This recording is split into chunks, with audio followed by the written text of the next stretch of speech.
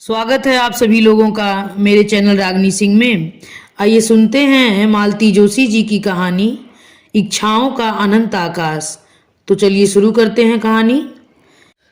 किसका फोन था? मैंने पूछा। अवस्थी जी का। मिसेज नारंग नहीं रही क्या? मेरी तो चीख ही निकल गई। चीखो मत, ये झल्लाए, बिना बात एकदम हाइपर हो जाती हो।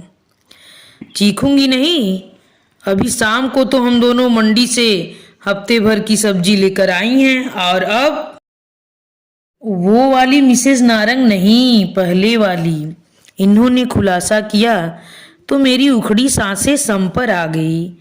मैंने कैसैले स्वर में कहा, पहले वाली के मरने जीने से हमें क्या मतलब है? ये अवस्थी जी न कभी कभी ज्यादा ही सोशल बनने लगते हैं। उनका कोई कसूर नहीं है। नारंग साहब ने उन्हें फोन करके सूचना दी है और घर पर बुलाया है। साथ ही मेरे लिए भी कहा है कि शर्मा जी को भी लेते आए। मैं चलूं? मैंने डरते डरते पूछा। देख लो, उनकी मिसेज आ रही हो तो तुम भी चली चलना। हम लोग अभी अभी खाना खाकर उठे थे। अपने पसंदीदा सीरियल्स इत्मीनान से देखने के लिए मैं आजकल इन्हें जल्दी खिला देती हूँ। यूं तो टीवी डाइनिंग टेबल के सामने ही है, पर इन्हें खाना खाते समय टीवी देखना एकदम नापसंद है। कहते हैं तुम्हारा दिमाग और आंखें उसी में घुसी रहती हैं, न ढंग से खाती हो और न खिलाती हो। वैसे भी खाना खाते समय रोना धोना चीख पुकार मुझे जरा भी अच्छी नहीं लगती। जल्दी जल्दी टेबल समेटते हुए मैं इनके बाहर जाने की प्रतीक्षा कर रही थी। एक एक क्षण मुझ पर भारी पड़ रहा था। कभी कभी सोचती हूँ, जब टीवी नहीं था लोग अपना बुढ़ापा कैसे काटते होंगे। पर तब बुढ़ापा इतना एकाकी निस्संग थोड़े ही रहता होगा। घर पर बेटे बहुओं से, नाती पोतों से भरा रहता होगा। राम नाम जपने तक की फुर्सत नहीं मिलती होगी। मैं टीवी का बटन ऑन करने जा रही थी कि फोन बज उठा था। फिर तो सारा मूड ही हवा हो गया।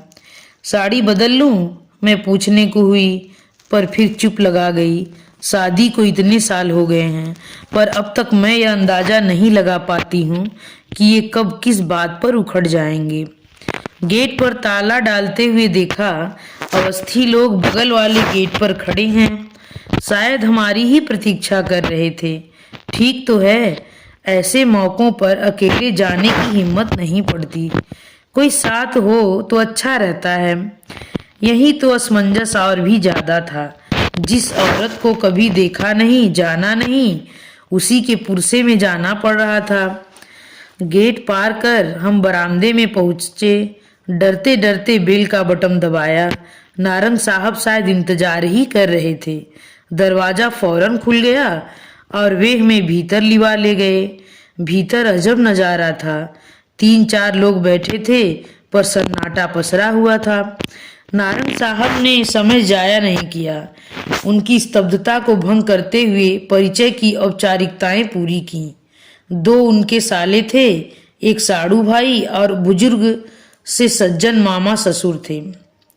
फिर हम लोगों की ओर मुखातिब होते हुए बोले, ये लोग मेरे पड़ोसी ही नहीं, परम मित्र भी हैं। मैं चाहता हूँ आप अपनी बात इनके सामने ही करें। मैं अपना जवाब भी इन लोगों के सामने ही देना चाहूँगा। पहले तो वे एक दूसरे का मुंह ताकते रहे। फिर एक ने, शायद साले ने, गला साफ किया और कहना शुरू किया। पिछली रात शिकागो में मेरी दीदी का स्वर्गवास हो गया। कैंसर से पीड़ित थी। सौभाग्य से मेरे 2 भांजे विनीत, सुमित अंतिम समय में उनके पास ही थे।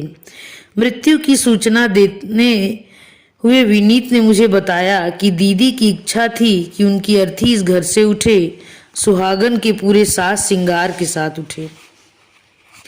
कुछ क्षण कमरे में घोर निस्तब्धता छाई रही। फिर साड़ू भाई ने कमान संभाली। हम लोग इसलिए भाई साहब से रिक्वेस्ट करने आए हैं। आप लोगों के बीच जो कुछ हुआ वह अच्छा नहीं हुआ था, हम मानते हैं, पर इस समय वह सब कुछ भुला देना ही श्रेयस्कर है। मरने वाले की इच्छा का मान रखना पड़ता है। फांसी की सजा पाने वाले से भी उसकी अंतिम इच्छा पूछी जाती और वह पूरी की जाती है। इसलिए अगर दीदी की इच्छा थी कि उनकी विदाई इस घर से हो तो आप एक बात भूल रहे हैं जनाब, नारंग साहब ने सूखे लहजे में कहा। इस घर से उनकी विदाई 16 साल पहले ही हो चुकी है और वह भी उनकी इच्छा का मान रखते हुए ही की गई थी। वह घर से विदाई थी, अब वे दुनिया से विदा हो रही हैं। दोनों बातों में फ़र्क तो है। फिर बच्चे चाहते हैं कि माँ की अंतिम इच्छा जरूर पूरी हो। साले साहब बोले, यह बात बच्चे मुझसे भी तो कह सकते थे। इतने सालों के अंतराल के बाद उनकी हिम्मत ही नहीं पड़ी होगी। हिम्मत कैसे पड़ेगी? 16 सालों में एक बार फ़ोन भी नहीं किया। मेरे ही पैसों से पलते रहे, पढ़ते रहे, पर कभी अपना रिजल्ट बताने तक की जहमत नहीं उठाई। विदेश जाने से पहले मिलना ज़रूरी नहीं समझा। यहाँ तक कि उनकी शादी की खबर भी मुझे औरों से मिली। इसके बाद वे मुझसे बात करने की हिम्मत कैसे जुटा सकते हैं? मुझे तो खुशी है कि वे इतने बेगैरत नहीं हैं। जीजा जी प्लीज़ अब ये सब भूल जाइए, यही ना, ये मेरे दोनों परम मित्र यहाँ बैठे हैं। मैं इन्हीं से पूछना चाहूँगा, ईमानदारी से अपनी राय दीजिएगा। जो औरत बरसों पहले लड़ झगड़ कर अपने बच्चे लेकर यहाँ से चली गई थी, उसे मरने के बाद ही सही दोबारा इस घर में आने का क्या अधिकार है? नारंग साहब की आंखें हम लोगों पर टिकी हुई थी। उन आंखों में प्रश्न तो था ही, पर एक आक्रोश भी था, आग भी थी, बेहद एकाकीपन भी था। पहली बार मुझे कमरे में मिसेस नारंग की अनुपस्थिति का भान हुआ। वैसे उनका इस समय यहाँ होना बेहद अप्रासंगिक भी था। मैं सोच रही थी इस समय उन्होंने अपने आप को किसी कमरे में बंद किया होगा, कानों पर हाथ दिए वे कहाँ छुपी बैठी होंगी। आप लोग कुछ तो बोलिए। लंबी प्रतीक्षा के बाद मिसेस नारंग ने कहा। हम लोगों ने सिर उठाया। अवस्थी जी ने गला साफ किया और बोले, नारंग साहब अगर आप इजाज़त दें तो मैं इन लोगों से एक प्रश्न पूछना चाहूँगा। मिस्टर नारंग ने स्वीकारोक्ति में सिर हिला दिया। बोले, कुछ नहीं। अवस्थी जी फिर आगंतुकों से मुखातिब होकर बोले, मैं एक बहुत ही कड़वी बात कहने जा रहा हूँ और उसके लिए पहले से ही माफ़ी मांग लेता हूँ। भगवान हमारे नारंग साहब को लंबी उम्र दे, पर मान लीजिए बात ठीक इससे उलट होती, हमारे मित्र को कुछ हो जाता तो क्या आपकी दीदी अपने सुहाग चिन्ह उतार देती, वैराग्य ले लेती? उनकी बात पूरी भी नहीं हो पाई थी कि मिस्टर नारंग उठकर भीतर चले गए। हम लोगों को तो जैसे सांप सूंघ गया। अवस्थी साहब ये आप, इन्होंने कहना चाहा पर चुप हो गए। सॉरी यार, उनका मंतव्य समझकर अवस्थी जी बोले, दरअसल जो मैं कहना चाहता था शायद ठीक से कह नहीं सका। थोड़ी देर बाद नारंग साहब भीतर से नमूदार हुए। उनके हाथ में जरी वर्क वाला एक पर्स था। उसे साले को सौंपते हुए बोले, अभी अवस्थी जी ने सुहाग चिन्हों की बात की थी तो मुझे याद आ गया। मैडम जाते समय ये सारी चीज़ें मेरे मुंह पर फेंक कर चली गई थीं। शादी की कोई याद, कोई चिन्ह वे अपने साथ नहीं रखना चाहती थी। अब मरने के बाद उन्हें सुहागन बनने का शौक चढ़ आया है तो ये रख लो, अपनी बहन का मन भर श्रृंगार करना। पर जीजा जी, दीदी की इच्छा इस घर से विदा होने की थी, तो क्या तुम्हारी दीदी की ही इच्छा सर्वोपरि है? मेरी इच्छाओं का कोई मोल नहीं है? क्या मृत्यु उसे सारे आरोपों से बरी कर देगी? वे अनगिनत पल जो मैंने अकेले गुजारे हैं उनका हिसाब कौन देगा? 2 बेटों के होते हुए भी मैं निसंतान बुढ़ापा काट रहा हूँ। यह जवाबदेही किसकी है? भाई लोग तो इस आक्रामक रवैये से खौफ खाकर चुप हो गए थे, पर मामा जी बोल पड़े, बेटा तुम्हारी तरह वह भी अकेले ही थी और अंत तक अकेली ही रही। नहीं, वह कतई अकेली ही नहीं थी। नारंग साहब ने एक एक शब्द पर जोर देते हुए कहा, वह कतई अकेली नहीं थी। उसके बेटे उसके साथ थे और अंत तक थे। और अगर आपका इशारा मेरे दूसरे विवाह पर है तो जान लीजिए अकेलापन भी कभी कभी बर्दाश्त से बाहर हो जाता है और आदमी उसे बांटने पर मजबूर हो जाता है। ऊपर बच्चे आपसे बात करें। साले ने एक अंतिम कोशिश की। नो ना। उनका यह नो इतना स्पष्ट, इतना निर्णायक था कि उन लोगों ने फिर कोई बात नहीं की। चुपचाप सब उठ गए। शिष्टाचारवश हम लोग भी खड़े हो गए, पर उन्हें दरवाजे तक छोड़ने कोई नहीं गया, नारंग साहब भी नहीं। उनकी गाड़ी जब तक गेट पर पार करके चली नहीं गई, तब तक हम लोग वैसे ही खड़े रहे, मौन अविचल, जैसे कोई शोक सभा में श्रद्धांजलि दे रहे हों। शारी, नारंग साहब ने दोनों मित्रों के कंधों पर हाथ रखते हुए कहा, शारी, आपको इतनी रात कष्ट दिया, पर उन लोगों को अकेले झेलने की हिम्मत मुझ में नहीं थी। शारी, क्यों कह रहे हैं? यह तो आपका अधिकार है। आप जब चाहे निसंकोच हमें बुला भेजें, हम लोग हमेशा आपके साथ हैं। अच्छा चलें, टेक केयर। और हम लोगों ने भारी मन से अपने घर की राह ली। रात भर नींद नहीं आई। वो अनदेखी अनजानी औरत बार बार रूप बदल कर सपनों में आती रही। समझ में नहीं आ रहा था, जिस घर को अब बरसों पहले छोड़ गई थी, उसके प्रति इतना मोह क्यों? जिस पति के लिए मन में इतना तिरस्कार था, उसके नाम से फिर मांग भरने की जिद क्यों? क्या यह प्रतिशोध का कोई नया तरीका था, या कि पछतावे की प्रतिक्रिया थी, या कि मन के किसी कोने में अभी पति के लिए प्रेम दुबका बैठा था? सच, मानव मन एक गुफा की तरह होता है, उसका ओर छोर पता ही नहीं चलता। 8 साल पहले इस बंगले में आना हुआ था। यूं भी बंगलों में अड़ोस पड़ोस नाम मात्र को होता है, यहाँ तो एकदम ही शून्य था। बाईं तरफ वाले बंगले में एक कंपनी का गेस्ट हाउस था, दाईं तरफ नारंग साहब रहते थे, जो तलाकशुदा थे। मुझे इतनी कोफ्त हुई थी कि बता नहीं सकती, लेकिन नारंग साहब ने के साथ इनकी अच्छी पटरी बैठ गई थी। दोनों रोज सुबह घूमने जाते, शाम को ब्रिज का खेल जमता। वहीं अवस्थी जी से परिचय हुआ, जो 4-5 बंगले छोड़कर रहते थे। जब पुरुष वर्ग अपने खेल में मग्न होता, मिसेज अवस्थी अपनी बोरियत दूर करने मेरे पास आ जाती। हम लोगों में अच्छा बहनापा हो गया। फिर एक दिन सुना कि नारंग साहब शादी कर रहे हैं। तर्क वितर्कों को जैसी बाढ़ सी आ गई। किसी ने कहा इसी औरत के कारण पहली वाली छोड़कर चली गई, लेकिन फिर 10 साल बाद बर्बाद करने की क्या ज़रूरत थी? तलाक के बाद तुरंत शादी कर सकते थे। किसी ने कहा दिवंगत मित्र की पत्नी है, उसे सहारा देने के लिए यह कदम उठाया है।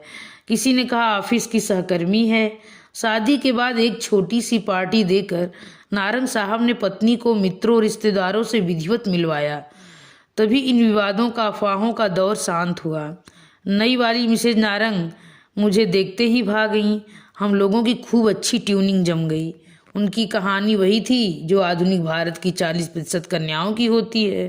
पिता की अकाल मृत्यु, कोमल कंधों पर घर परिवार का भार, भाई बहनों को एक एक करके निपटाते हुए अपने बारे में सोचने का समय ही नहीं मिला। जब सारी जिम्मेदारियों से फारिग हुई तो पता चला उम्र 45 की छू रही है। तब भाई बहनों ने पहल की, ब्यूरो में नाम लिखवाया, अखबारों में विज्ञापन दिया। जांच पड़ताल के बाद नारंग साहब का नाम फाइनल हुआ और वे मेरे पड़ोस गुलजार करने आ गईं। यह सुख उन्हें जीवन में इतनी देर बाद मिला था कि अपनी इतने बरसों वाली पुरानी नौकरी उन्होंने एक झटके के साथ छोड़ दी।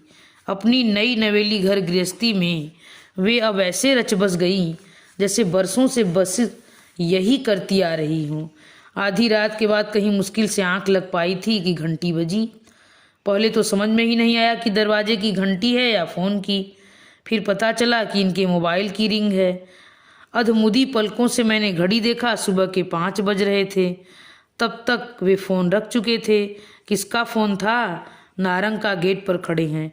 इन्होंने उठते हुए कहा, ये चप्पल डालकर बाहर को चल पड़े तो गाउन पर शाल डालकर मैं भी पीछे पीछे हो ली। रात करीब 11 बजे तो हम लोग उनके घर से लौटे थे। अब इतनी सी देर में और क्या हो गया? सदर दरवाज़ा खोलकर हम लोग बाहर आए। धुंधलके में गेट के बाहर एक आकृति नजर आ रही थी। उनका फ़ोन आ गया था इसलिए निश्चिंत थे, नहीं तो एकदम गेट खोलने की हिम्मत नहीं पड़ी। शारी, आपको सुबह सुबह डिस्टर्ब कर रहा हूँ। नहीं नहीं, गेट मत खोलिए, मैं भीतर नहीं आऊँगा, बस यह चाबी देने आया हूँ। चाबी किस लिए? बच्चे माँ को लेकर आ रहे हैं, शायद 9-10 बजे तक यहाँ पहुँचेंगे। पर आपने तो कल मना कर दिया था ना? हाँ, पर आधी रात के बाद मुंबई से बच्चों का फ़ोन आया। बरसों बाद उनकी आवाज़ सुनी थी। बरसों बाद उन्होंने कुछ मांगा था। मना नहीं कर सका। क्षण भर को वे चुप हो गए। शायद उनका गला भर आया था, पर तुरंत ही उन्होंने अपने को संभाल लिया और कहा, हम लोग 15-20 दिनों के लिए बाहर जा रहे हैं। वे लोग अगर 13वीं भी यहाँ से करना चाहें तो कर सकते हैं। मतलब आप नहीं रहेंगे? नहीं, और मेरा रहना जरूरी भी नहीं है। अंत्येष्टि में तथा और संस्कारों में बेटों की उपस्थिति जरूरी होती है, तो वे दोनों तो रहेंगे ही। कुछ क्षण चुप्पी छाई रही। फिर वे बोले, शर्मा जी, सबका कहना था कि मरने वाले की इच्छा का सम्मान करना चाहिए, सो कर रहा हूँ, पर उसके लिए किसी जीवित व्यक्ति का मैं अपमान तो नहीं कर सकता ना। अच्छा, अब मैं चलूँगा। मिसेस गाड़ी में वेट कर रही हैं। और चाबियाँ इन्हें सौंप कर वे चल पड़े। मैंने झाँक कर देखा, उनके बंगले के सामने उनकी नीली सैट्रो उनकी प्रतीक्षा कर रही थी। मिसेस नारंग उसमें बैठी होंगी। अच्छा ही हुआ जो वे नीचे नहीं उतरी। इस समय उनका सामना करने की हिम्मत मुझ में नहीं थी। धन्यवाद। इसी के साथ यह कहानी समाप्त होती है। अगर यह कहानी आप लोगों को पसंद आई हो तो कृपया मेरे चैनल को सब्सक्राइब और लाइक करना।